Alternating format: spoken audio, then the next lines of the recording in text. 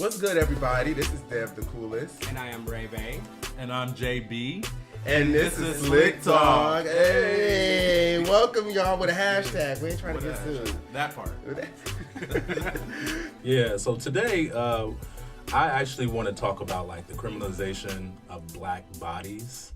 Ooh. And the gentrification that is happening a lot in our neighborhoods. In California specifically, Oakland, Los Angeles, San Francisco.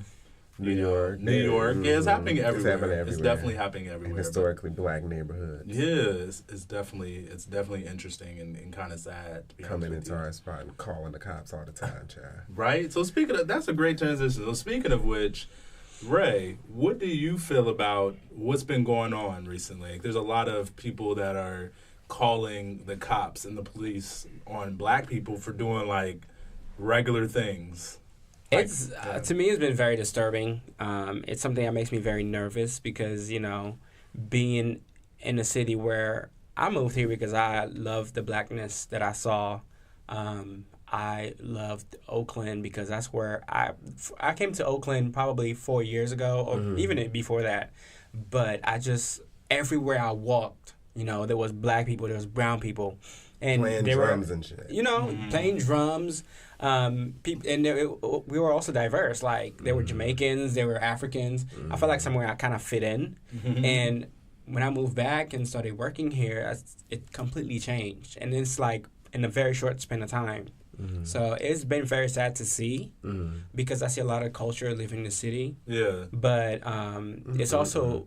it's been sad to see, like, some of the things happening with people calling cops on black people all the time. And I've read articles about how cops are tired of being called on. You know. Right, cops are getting to the point, leave me alone. You know, they're laughing in people's faces, but this is for a short amount of time. Then it's going to get to a point where it's serious. I mean, thankfully right now we have police department that understand Oakland. Yeah. I guess in a sense. But what happens when that changes, where we have new police force from other places? Yeah, and absolutely. Believe what some of the people are calling cops on black people for. And this is obviously a generalization, and I think there are way more white people that are for us and in our corner than there are white people that are not in our corner. But it's getting to the point where it seems like they're treating the police 911 like it's a customer service. They're not happy with certain things that's going on. Oh, you're selling water in front of my property. I'm calling the police. If your life is not at risk or if you're not being threatened physically, if you're not in danger, don't call the fucking police. Yeah. Like, it's stupid for you to call the police on. It's baffling to me. Yeah, I think it's really interesting because it's just like I feel like we've come such a long way, you know, and to reach a point right now where it's highlighted on social media and the news, it's like I feel like it's always been there, but now it's really in our face because we have more access to this information. Right. But, you know, I look at it all the time and I hear about it every time something happens. And I'm like, are you serious? Like, I definitely want us. I want us to take it serious. I'm laughing because it's silly. Like they're calling for the silliest of reasons. And it's like, what? But you know what really boggles me is that I feel like as a race and as a black people, we tend to take the seriousness out of some things and like turn it into something humorous and entertainment. That's what we've always done. And that's what we've always done, and that's fine. We don't want it to be really serious. We don't want it to be such a negative thing and hold us down. But at the same time, this is something that we really need to take serious because it's starting to get out of hand. Like, you know, we have kids that are growing up. We don't want our kids to be traumatized. This goes into my next question is what do you think should happen? Like, do you think anything should happen for these calls now? Like, moving forward, you know, the police officers are being called. They need to find these people. There need to be some type of repercussions for these people that are calling for such like minor things. Like, you're calling these people are out here like strung out on drugs, ODing, like, you know what I'm saying, like fighting, killing each other. There are things that the cops should be called for. To call on an 8-year-old little girl selling water, somebody wearing socks in the pool, somebody not having an ID that you don't need because you're no one in authority. You know what I'm saying? Exactly. Like calling the police for not having a permit to barbecue in the park. It's like, so I mean, they need to be fined for stuff like that. Okay, so playing devil's advocate for a little bit. Come on, Devo. For a little Satan. bit. For a little bit. That's not fine. Satan. You know, I totally believe with this, but to get a different perspective. Absolutely, yeah. Like, if someone really believes that someone's doing something, you know, if one person believes that another person is doing something that is not supposed to be done, or that is breaking the rules, then do you think that moving forward they should just turn a blind eye to that act? They should at least try to talk to the person that's doing it. Like, if they're not harming them, you know what I'm saying? Like, at least try to spark a conversation like, hey, like, do you know this is the law? These are the rules. And what if they come back to that and be like, oh, well, I know it's a law, but I'm going to do what I want to do? I mean, at that point, then it's like, okay, well, you do you, but if I call the cops, I already told you. But at least if there's a conversation that was had. A lot of these people are not talking to these people before they call the police. A lot of these people, but I think that's a key part that we're missing as well. I do know from certain situations that some people do say that there was a conversation that was had, and I do know how I can get, and I know how some people in our community can get, and we can get a little mouthy, snappy, and said, "Who are you? You nobody. You going to tell me get out of the pool? This is a free, you know, blah blah blah, or this is a free world, or you know, blah blah blah. I'm doing this, so go ahead and call the police. I know how we can get. So I mean, that's not to say that the person calling the police is in the right. I honestly believe people should, you know, just mind your business if it's not ultimately damaging, you know, the world or damaging you or anything like that. And I think it's layers to it as well. Like, is it like a federal crime that they're committing? Like, and that's the thing that gets me. It's just so perturbed. If you. If you're calling the cops on someone, right? First, did you go through like a criteria? Like, okay, what are they doing? Is it minor? Okay, they're breaking a rule. All right, go talk to them. And this person gave you a little attitude. Do I need to call the cop because I just want to exercise power over you? Or do I want to call the cop because, you know, I just want you to get in trouble because you embarrass me? Like, you got to think about, like, your actions and are they necessary? Like, in the sense, like, do they match? Does the punishment fit the crime? In a sense. And that's, to me, it's not really what I want to use, but that's what can best explain it. I like that. So it's like, punishment fit the crime. What is the difference between rules and laws? You know, like even the cops, like, okay, yeah, maybe he's in the wrong zone for barbecuing, but we never really enforce that. So my thing is, do you place the blame on specifically the person that called the police, or is the officer that even came out to respond to blame as well? No, I don't blame the officer because I don't know what story they told. Yeah, I agree, and the dispatcher sent them. Not and the thing is, and think about if an officer didn't show up and it was a serious situation, they could get sued for that. So I think an officer is doing his job, and thankfully for the situations I've heard lately, officers kind of use their better judgment, which. That's what I'm saying. They didn't do in the first place. That's why I disagree with that, because I feel like there should be some judgment in that. If somebody's calling you and they're saying, "Oh, this person has socks on in the pool," like there's no other kind of branch that can send out like a security or something. Like I feel like there should kind of be some balance in between where you don't need to send out a physical officer, because a physical officer is intimidating. If you're getting this call, because nobody's calling 911, I can guarantee that people are calling the police station. So if you're getting this call to the police station and somebody's saying, "Oh, this person is outside barbecuing," you sure they're not calling 911? I mean, some may be calling 911. I don't see why somebody would call 911, but you're right. Some people may be calling 911. I think that's the only number I know. Well, I mean, but we have our phone. We can easily Google. I know, 911 is for emergency. So, I mean, if they're doing their stupid as fuck on double time. But, so, I mean, I feel like the officers are a little bit to blame, because they should decipher, like, if this is a serious crime for me to even have to come out. Like, what are you going to, I mean, you're wasting, you know. And it's funny you said that, because I've actually been in an accident before and I called 911. Well, not 911, I called the non-emergency number, and they flat out told me, we're not coming.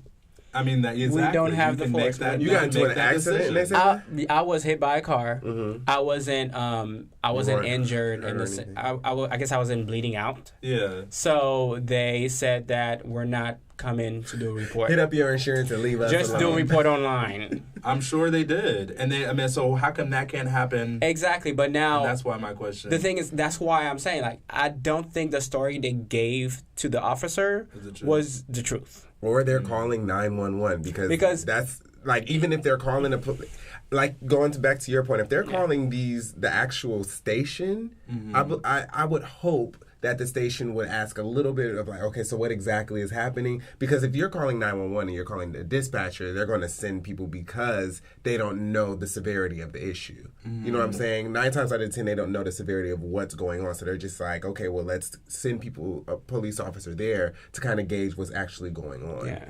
So that's why I believe they're calling 911 versus the actual police station. Anybody involved, the families where your family member or your child was hurt by this, you should definitely try to sue them. Yeah. Because that's emotional distress. Yes. That is very traumatizing. Definitely. But I'm happy that that we're, as a community and as a society, are holding the people accountable, and they're getting fired. And, you know, like, I think the lady, someone had mentioned... The property manager caught the cops, the guy that was wearing the socks. She got fired. Yeah, fire her ass for doing some stupid shit. Bye. Bye, Becky. But yeah, so going back to what you were mentioning, earlier about people coming in our neighborhoods and doing these type of things because they're not used to how we do things normally. What do you think is the proper way to combine? You know, because obviously we can't stop gentrification. It's happening, and it's an unfortunate thing. But since it's coming, and since we're here, and since they're coming, what is the best thing that we can do to kind of combine both communities, people that are coming in and then people that are already here?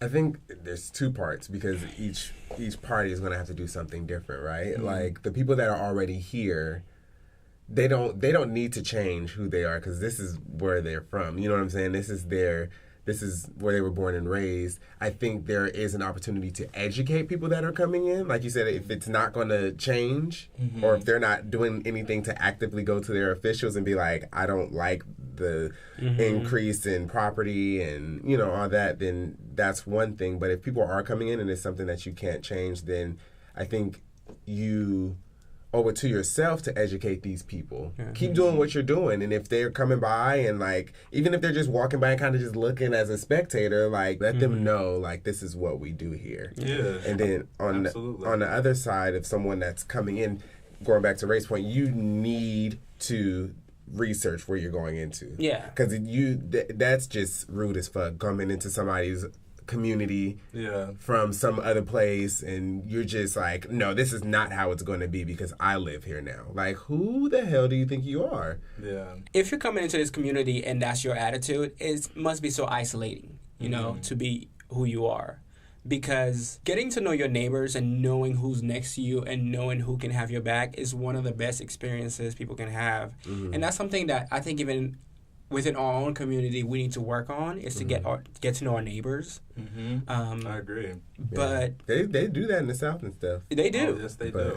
You know, and like 5 miles away. And that's one of the reasons why is because it's important, like, if some shit goes down, that you know, hey, I need you to watch my kids real quick, or... I need some sugar. Look, some recipes need it, okay? Listen, I asked my neighbor for a plunger the other day. You never know. My plunger broke and I needed one. Man. I don't know if that's, like... Anyways, that visuals with that is just, like, disgusting. Look, it's very important to... I think it's just as simple as getting to know your neighbor, because you're not just getting to know your neighbor. If you're getting to know somebody from a different background, you can kind of imagine... You can... Well, not imagine, but you can kind of see somebody else that looks like them. You can start seeing them as your friend and also as a neighbor. And it's important for us to do that. But even before you can become somebody's neighbor, don't call the cops on them. Yeah. I mean, and if like you just got here. If you're scared, don't move in. Amen. But they're moving in with the hope that things are going to change rapidly. rapidly. Exactly. And that's exactly what's happening is things are changing rapidly. There's and they want that are things to being change, built. unfortunately. You said what? A lot of times they want things to change. No, they come in with, absolutely. like you said, with the hope. But what I will say is on the flip side, I believe it's a responsibility of both because it's happening. It's not It is happening. You can't just put up and be like, listen, I mean, if you don't get if the person that's living there doesn't get adapted, they're going to get left behind because the world is changing rapidly every day. So it's like you're going to see a Whole Foods, you're going to see a Starbucks, you're going to see new buildings, and you're going to see white people running down your block. Active and you if need you to want to be keep ready. your stuff. With strollers and their dogs. Listen, Right. you need to be ready for all this that's changing around. So it's a responsibility to educate yourself on what's happening in your community. It's also a responsibility to not sell. Or to, because that's where Or it to all buy comes before down they to. all come. Or to buy. Like, I mean, that's a whole nother conversation. It is. that I mean, is, I but get what you're It's saying. happening And we will be because we're talking selling out. We will be talking about that in a few episodes, by the way. Financial Yes, literacy that and will be all touched that on. stuff. Absolutely. I think it's very hard for the people of color that live here in Oakland to see their neighborhood change so rapidly. And Yeah. it's kind of like before they even get to mourn the change, all the difficulties come and hit them in the face. It's kind of like, before I even start crying, you hit me in the face. Yeah. You know? I'm not completely versed when it comes to like all the information on gentrification and everything. Sorry. Even though I am vexed. Come on. But Go ahead. that's another topic. But what do you believe that gentrification only comes in with one specific race? Thanks for asking that question. There's different waves. I think there's some neighborhoods I know in LA that were historically black. Now they're Latino. You know? And after that comes a different wave, and there's more white people coming in. So who would you say is the other people in that type of situation that attribute to helping gentrification happen? Playing devil's advocate. Who? No, I'm genuinely asking because I believe that, in certain neighborhoods, like not the tenants, but the landlords and the property. They have like they raise the rent specifically so that minorities in those more money. communities can't afford it. I think what's and interesting have to move out. Yeah, absolutely. And I'm Sorry. God, that'll happen to me. But it's interesting that the people that suffer the most in any space of gentrification are just people that are low income, and I don't think it looks at race. Unfortunately, when you think of low income Black and Latinos, people of color are the people that you think of. But then there are also spaces where there are low income white people living amongst low income Black and Latino people. So I think anyone that's low income, they get the short end of the stick. Now, people that are moving in are not always just white people. Some people can even say that I gentrified Oakland because I moved from San Francisco and I moved over to Oakland, and I'm like, okay, well, I don't like that. I don't like that. I didn't say that, and I didn't come in and try to change anything, but I did notice some things being born and raised in San Francisco, like Oakland is like one way, and I don't like that. I feel safer if things were a certain way, right? But I don't think gentrification has a specific race, or I think it's more of a class status than anything else. Oh my goodness, that is like a great. But point. with that, it does affect one race or couple more than the other.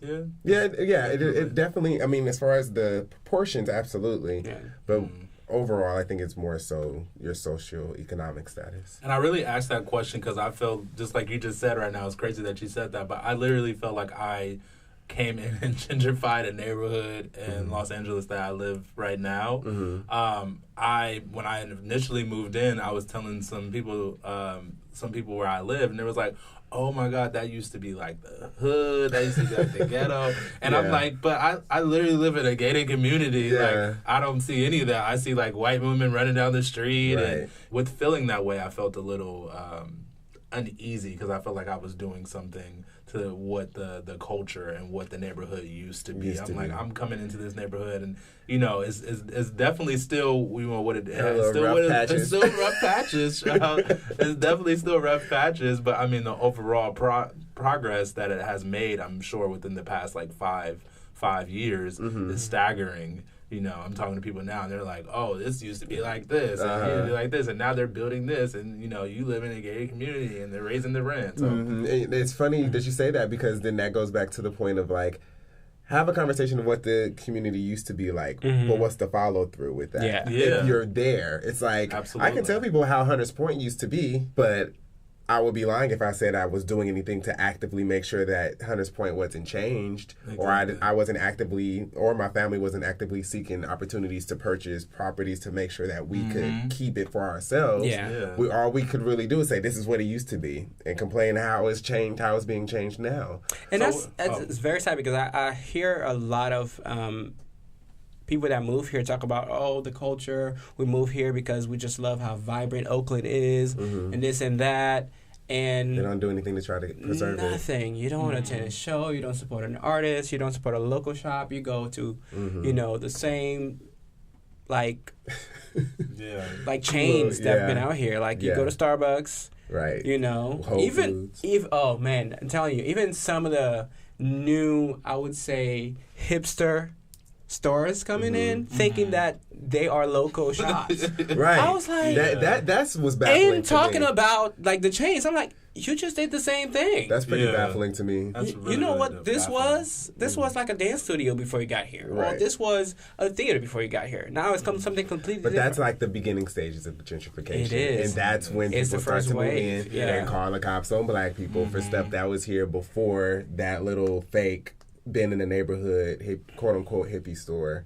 But also, just a side point from that, going back, just reversing just a little bit, there has been some cases where black people have been called on in predominantly white neighborhoods as well. Oh, absolutely. So I just want to highlight, because the representative that was going around door to door, the state representative going around door to door, that was a predominantly white and the person that she lived there, and the woman that called on him voted for him, or called on her.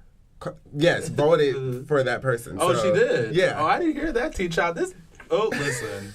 It makes you so mad. So it's like, did you know who you voted for? Yeah, like, so it's literally that specific situation, going back, like I was saying, is happening completely everywhere and it's out of control. My bottom line is it just needs to stop. I'm really curious on like a specific event in your lives.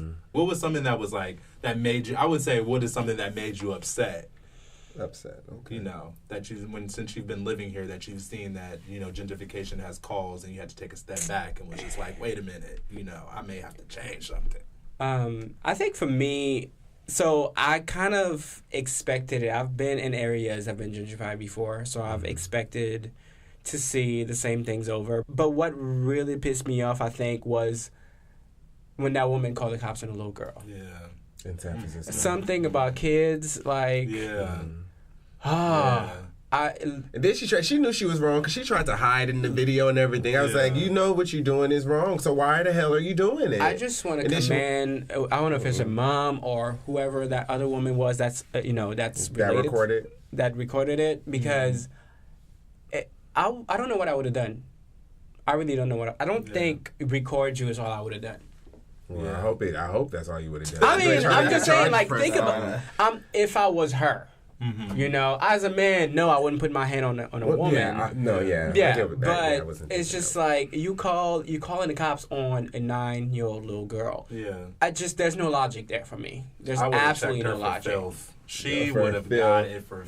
Oh, listen, I would have called everybody. She would have had a mob outside of her house with pickets and But yeah, so what about for you, Dev? The crazy thing is, I think San Francisco was one of the first cities in the nation to really become gentrified because we were right next to Silicon Valley. So a lot of tech companies were coming over. Yeah. So we saw that tech companies were coming over, but we weren't thinking that, we'll get revenue into the city would make some money. So we weren't thinking that gentrification would be a part of that. Yeah. Until rent started climbing, and we moved out of our 3-bedroom apartment. We were only paying $1,400 for a 3-bedroom apartment in San Francisco, and this was in 2006. That's like a studio today. Yeah, that's same. If that, there's $3,000 studios now in San Francisco. But I think the first time that I saw it and it angered me, because I moved out of San Francisco before it really got too gentrified like the way it is now. I was on BART, and there was a flyer, or what is it called, like a little poster for new homes that they were building in West Oakland, and it said the new edge of Silicon Valley. That is what made me upset. And for people that don't know the geography of San Francisco, Silicon Valley is like south of the Bay, and that's like where all the tech companies are, and basically everything spilled up north to San Francisco, and now it's spilling over east towards Oakland. It's taking over the whole Bay Area. Exactly. So when I saw that, I was like, so you're saying San Francisco is already Silicon Valley? Yeah. And now West Oakland, which is, did I say East Oakland earlier?